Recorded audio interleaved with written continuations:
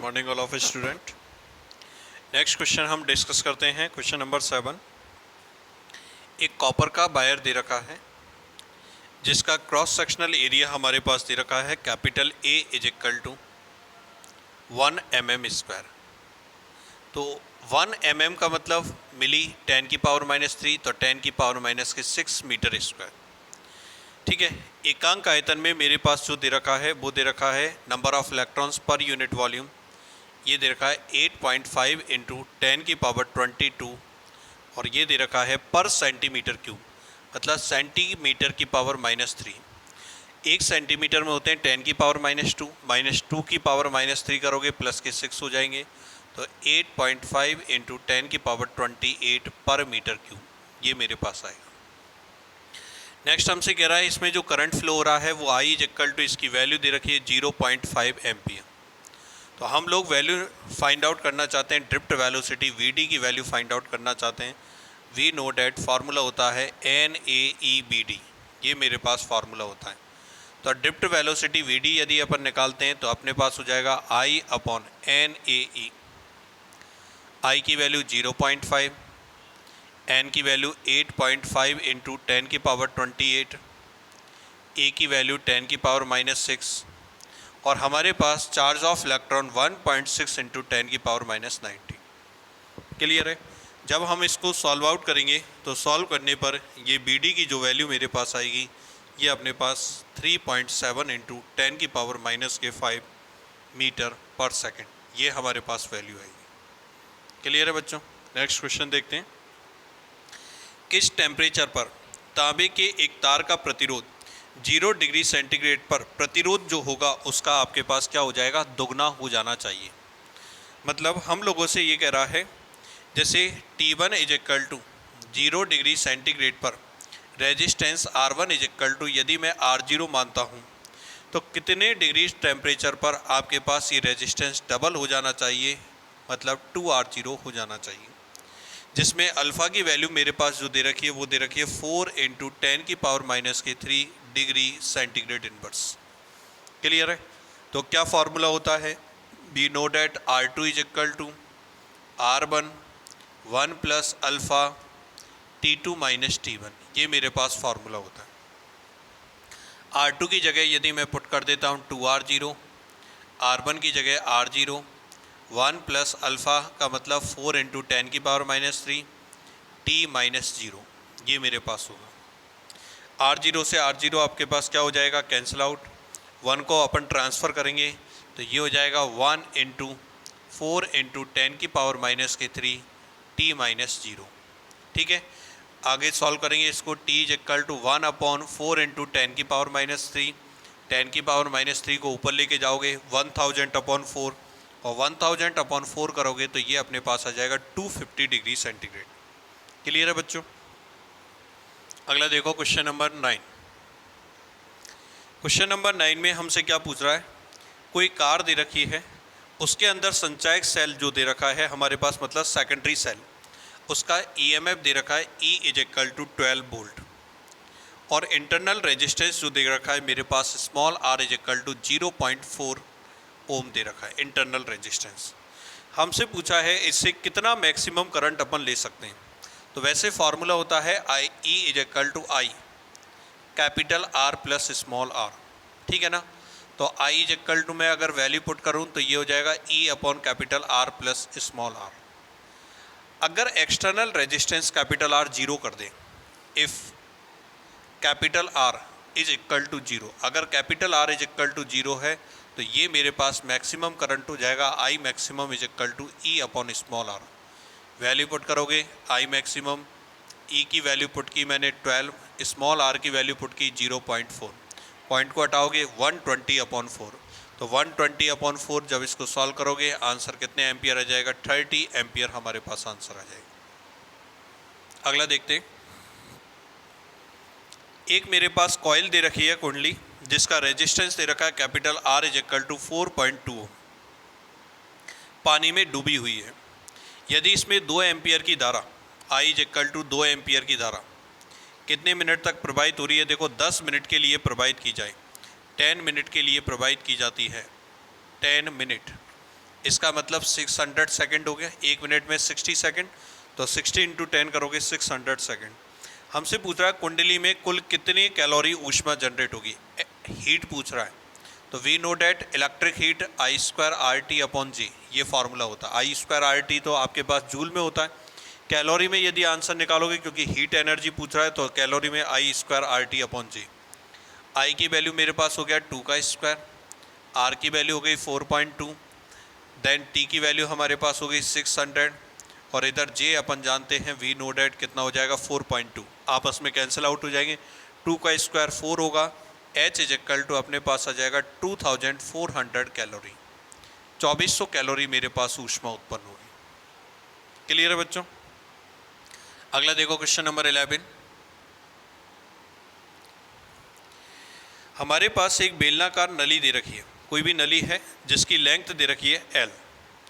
अब क्या कह रहा है, इसकी इंटरनल और एक्सटर्नल जो रेडियस दे रखी है वो दे रखी है ए और बी। देखो इंटरनल रेडियस तो दे रखी है ए और एक्सटर्नल दे रखी है बी। तो यदि मैं इसका क्रॉस सेक्शनल एरिया निकालता हूं तो cross sectional area outer surface में से इनर सरफेस को अपन सब्ट्रैक्ट कर देंगे तो रिमेनिंग सरफेस बच जाएगी, ये क्रॉस सेक्शन एरिया आ गया। पाई बी स्क्वायर माइनस के बोलो कितना ए स्क्वायर। लेंथ बताओ कितनी दे रखी है एल, रेजिस्टिविटी प्रतिरोधकता रो दे रखी है, तो रेजिस्टेंस आर की वैल्यू फाइंड आउट करनी है। We know that R is equal to rho L upon A, तो R is equal to rho L upon A की value pi V square minus बोलो कितना ए स्क्वायर। बच्चों book में ना ये answer A square minus V square दे रखा है, आप V square minus A square करना, या फिर ऐसा दे कि ए को तो माने एक्सटर्नल और बी को माने इंटरनल, तो अपन pi A square minus pi B square कर देंगे, तब आएगा ये आंसर। तो आप तो बुक में सही कर लो answer V square minus A square, ये आपके पास आंसर होगा। क्लियर है बच्चों? अगला क्वेश्चन देखते हैं अपन।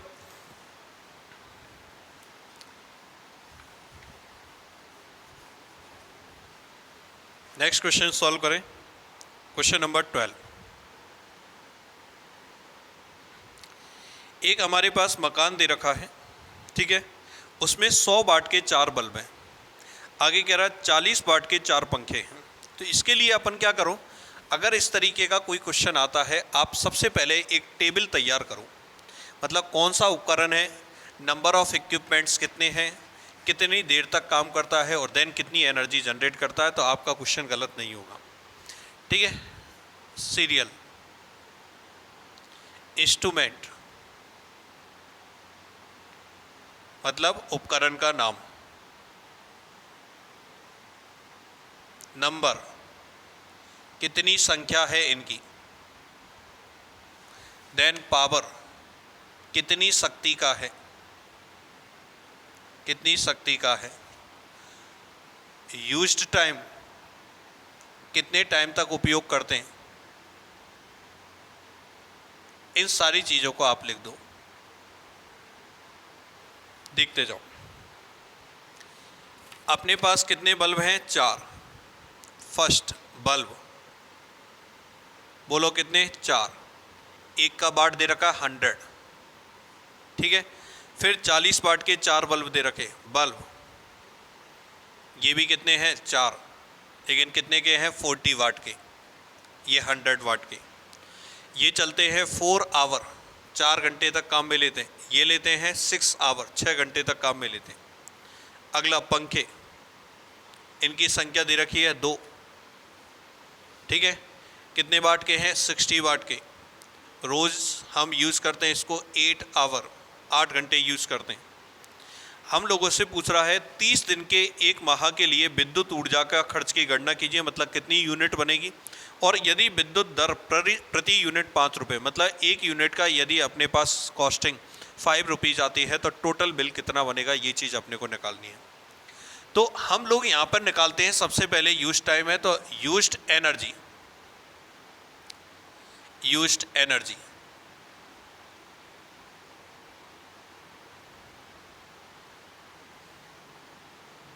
उपभोग ऊर्जा, जितनी ऊर्जा हमने काम में ली है। देखो 100 वाट का 4 आवर्स यूज़ कर रहे हैं एक को, तो 400 वाट आवर हो गया, और 4 यूज़ कर रहे हैं तो अपन लिखेंगे 4 इंटू 100 इंटू 4 आपके पास हो जाएगा 1600। इसको अपन वाट आवर लिख सकते हैं, वाट आवर लिख सकते हैं। 4 इंटू 40 इंटू और ये अपने पास हो गया 6। तो कैसे करेंगे? 4 इंटू 4 किया 16 और 16 इंटू 6 करोगे तो ये अपने पास हो गया 960 watt hour. 2 into 60 into 8, 2 into 60 into 8। अगर इसको सॉल्व करते हैं तो ये अपने पास हो गया 480 और ये अपने पास आ गया 960 वाट आवर। तो इसका मतलब एक दिन की एनर्जी निकालो। तो या आप अलग अलग कर दो, तो अपन क्या बोलेंगे? एक दिन में खर्च विद्युत ऊर्जा, एक दिन में खर्च विद्युत ऊर्जा, used electric energy in one debt plus 960 plus 960 add करोगे इसको 0, 6 और 6 12, 9 और 9 आपके पास हो गए 18 और 6 24 और ये 5, देन 2 और 1 अपने पास कितना हो गया 3। ये हो गया वाट आवर। किलो में चेंज कर लो तो इसको लिखोगे 3.52 किलो वाट आवर। अब 30 दिन के लिए अपने को बात करना है। 30 दिन में खर्च, एक मंथ अपन मान के चल रहे हैं 30 दिन को, 30 मंथ में 30 डेज में खर्च 3.52 इंटू 30 कर दो तो कितना हो जाएगा आपके पास 6, ठीक है। और देन अपने पास 15, 1 और ये 1, क्लियर है। तो अपने को लगाना है, ये लो, किलो वाट आवर। अब एक यूनिट का खर्चा है 5 रुपीज़, तो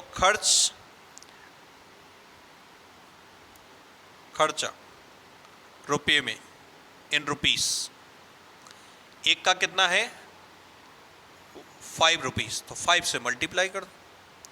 6 5 जा 30, 3 18, 1 5 और 1 6, सॉरी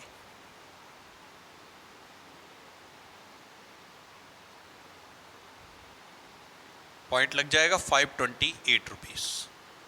तो 528 रुपये का खर्चा हमारे पास आता है यदि इस तरीके से हम यूज़ करते हैं। क्लियर है। तो ऐसा क्वेश्चन आपको अगर सॉल्व करने के लिए दे दिया जाए बच्चों, तो आपको कैसे करना है? सबसे पहले एक टेबल बना लोगे, कौन कौन सी हमारे पास इंस्ट्रूमेंट है, कितनी संख्या है, कितनी पावर है, कितना टाइम यूज़ करना है, इस तरीके से आप बना के कंप्लीट करोगे। हमारे पास जितने भी इसके क्वेश्चंस हैं उन सारे क्वेश्चंस को हमने डिस्कस किया बुक के। कुछ एक दो क्वेश्चन एक्स्ट्रा हैं जिनको मैं समझा रहा हूँ आपके पास, यदि इस तरीके का कोई क्वेश्चन आ जाए तो आप उसको सॉल्व कर देना, ठीक है ना। और ये जो क्वेश्चन है वैसे कॉम्बिनेशन ऑफ रेजिस्टेंस के हैं, प्रतिरोधों के संयोजन के। अगर इस तरीके का कोई क्वेश्चन हमारे पास आता है तो आप सॉल्व कर देना, एक्स्ट्रा क्वेश्चंस में इसको डाल लेना। तो सबसे पहले फर्स्ट एग्जाम्पल मैं जो आपको दे रहा हूँ,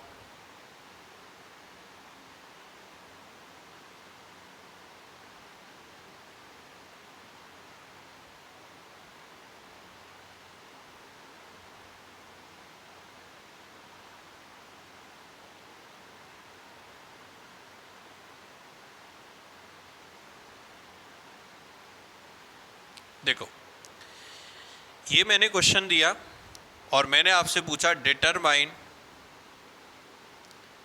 इक्विवेलेंट रेजिस्टेंस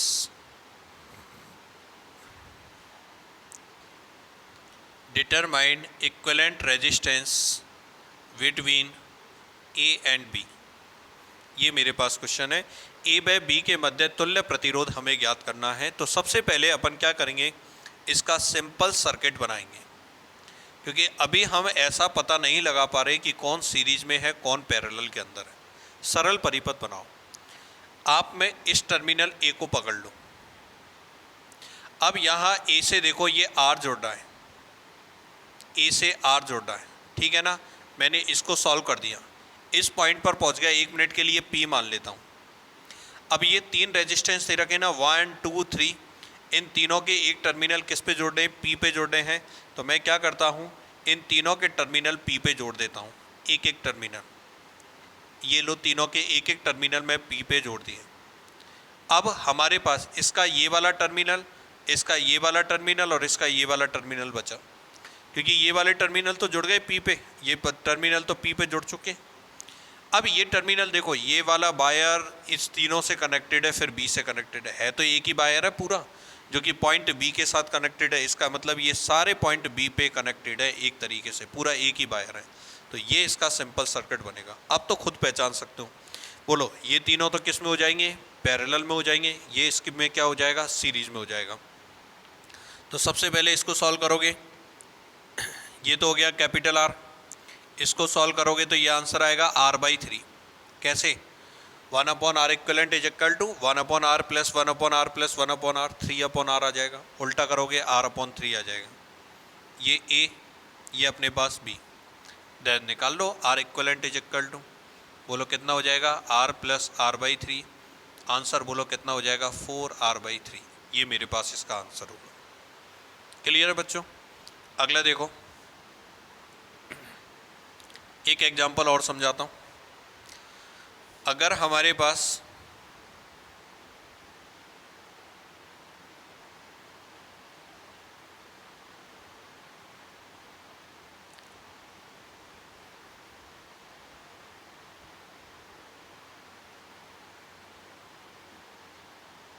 इस तरीके का कोई क्वेश्चन आ जाता है,